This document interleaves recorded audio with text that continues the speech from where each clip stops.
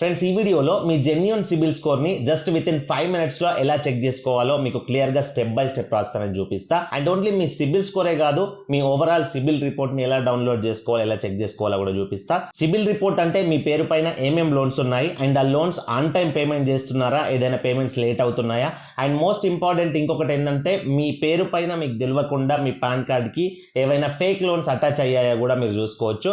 So ఇది compulsory ప్రతి ఒక్కరు కూడా చూసుకోండి. మీకు తెలియకుండా ఏవైనా అన్నౌన్ లోన్స్ మీ పాన్ కార్డ్కి మీ పేరుకి అటాచ్ అయితే వాటిని రిపోర్ట్ చేసి రిమూవ్ చేయించుకోండి. లేకపోతే వాటి ద్వారా మీకు ఫ్యూచర్లో ఎఫెక్ట్ అయితే అవుతుంది. కంపల్సరీ ప్రతి ఒక్కరు కూడా రిపోర్ట్ చెక్ చేసుకోండి. సో మరి లేట్ చేయకుండా మన ప్రాసెస్లోకి అయితే వెళ్ళిపోదాం. ఇప్పటివరకు మీరు మన ఛానల్ సబ్స్క్రైబ్ చేసుకోకపోతే సబ్స్క్రైబ్ చేసుకొని పక్కన బెల్ బటన్ ఆల్లో పెట్టుకోండి. అండ్ మన వీడియోకి ఒక లైక్ ఇవ్వండి, నాకు సపోర్టివ్గా ఉంటుంది. సో మీరు మీ సిబిల్ స్కోర్ని చెక్ చేసుకోవడానికి నేను కింద డిస్క్రిప్షన్లో అఫీషియల్ లింక్ అయితే ప్రొవైడ్ చేశాను. మీరు ఆ లింక్ పైన క్లిక్ చేయండి. మీరు డైరెక్ట్గా Bajaj Finserv official credit pass వెబ్సైట్కి అయితే వచ్చేస్తారు.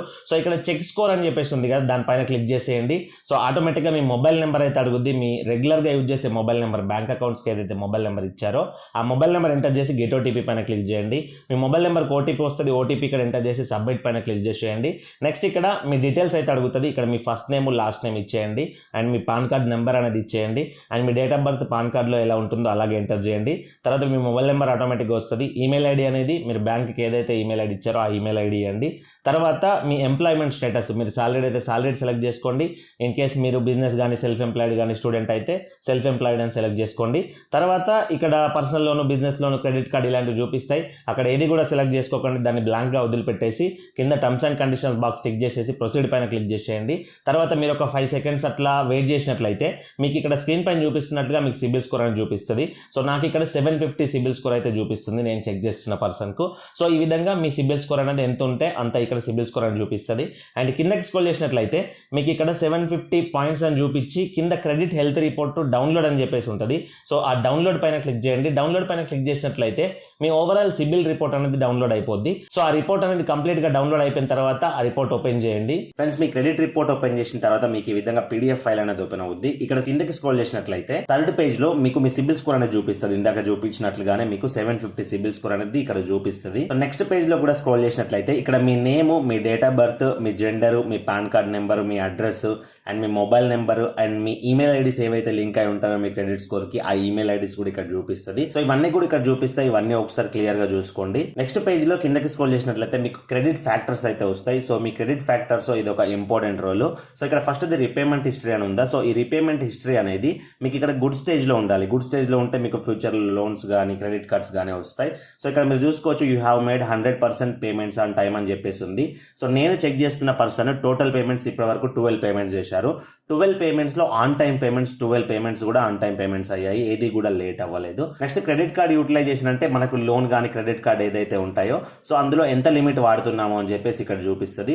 నెక్స్ట్ టైప్స్ ఆఫ్ క్రెడిట్ దగ్గర మనకి సెక్యూర్డ్ లోన్ అంటే బైక్ కానీ కార్ కానీ లోన్స్ ఉంటాయి కదా, హోమ్ లోన్, అవి సెక్యూర్డ్ కిందకి వస్తాయి.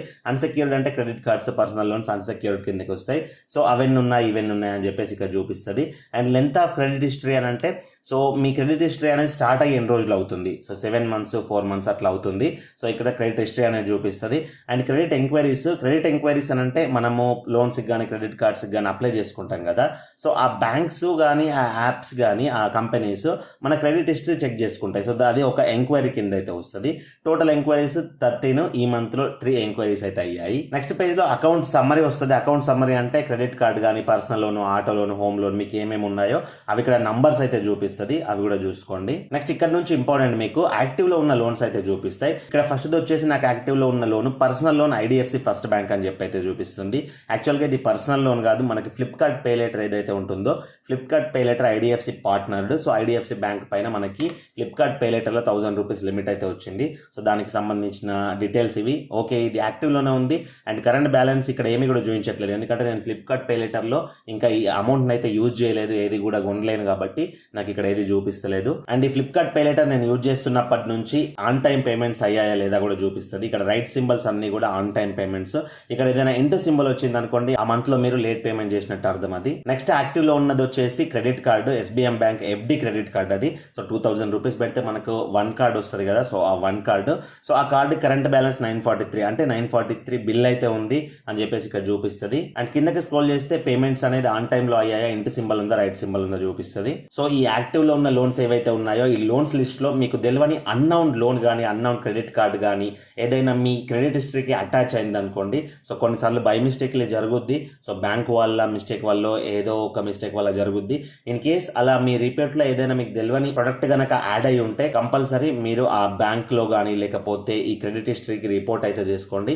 ఎలా రిపోర్ట్ చేసుకోవాలనేది నేను సెపరేట్గా వీడియో అయితే చేస్తా. సో ఫ్రెండ్స్, ఈ విధంగా మీరు మీ సిబిల్ స్కోర్ని చెక్ చేసుకోవచ్చు అండ్ మీ కంప్లీట్ సిబిల్ రిపోర్ట్ని చెక్ చేసుకోవచ్చు. ఇందులో మీకు ఏమైనా డౌట్స్ ఉంటే కింద కమెంట్ చేయండి. అండ్ కొంతమందికి సిబిల్ స్కోర్ అనేది చూపించిన వాళ్ళు మాకు సిబిల్ స్కోర్ చూపించట్లేదు అని కమెంట్ చేస్తారు. సో సిబిల్ స్కోర్ చూపించకుంటే ఈ చెకింగ్ ప్రాబ్లం కాదు, మీ సిబిల్ హిస్టరీ అనేది ఇంకా స్టార్ట్ అవ్వలేదు అన్నట్లు. అంటే ఐ మీన్ మీ పేరు పైన ఏ లోన్స్ కానీ క్రెడిట్ కార్డ్స్ కానీ ఏవి లేవనుకోండి, మీ క్రెడిట్ స్కోర్ అయితే స్టార్ట్ అవ్వదు కాబట్టి మీకు సిబిల్ స్కోర్ అనేది చూపించదు. ఇన్ కేస్ మీకు బైక్ లోనో కార్ లోనో లేకపోతే బజాజ్ ఈఎంఐలో మొబైల్స్ టీవీస్ కొనుక్కోవడమో ఇలాంటివి చేస్తే అక్కడ నుంచి మీ క్రెడిట్ స్కోర్ అనేది స్టార్ట్ అవుతుంది. సో ఇన్ కేస్ మీకు స్టార్ట్ అవ్వనట్లయితే ఇందులో చూపించకపోతే అది మా తప్పో క్రెడిట్ స్కోర్ తప్పో కాదు, మీకు స్టార్ట్ అవ్వనట్టు అది. సో మీ correct bank linked mobile numbers email IDs use చేసి మీరు ఇందులో లాగిన్ అయిపోండి, మీ క్రెడిట్ స్కోర్ అనేది చూపిస్తుంది. ఇంకా ఏమైనా డౌట్స్ ఉంటే కింద కామెంట్ చేయండి. సో ఇలాంటి మరిన్ని వీడియోల కోసం మన ఛానల్ సబ్స్క్రైబ్ చేసుకోండి. మరొక మంచి వీడియోతో కలుసుకుందాం. Thank you for watching. See in the next video. జై హింద్.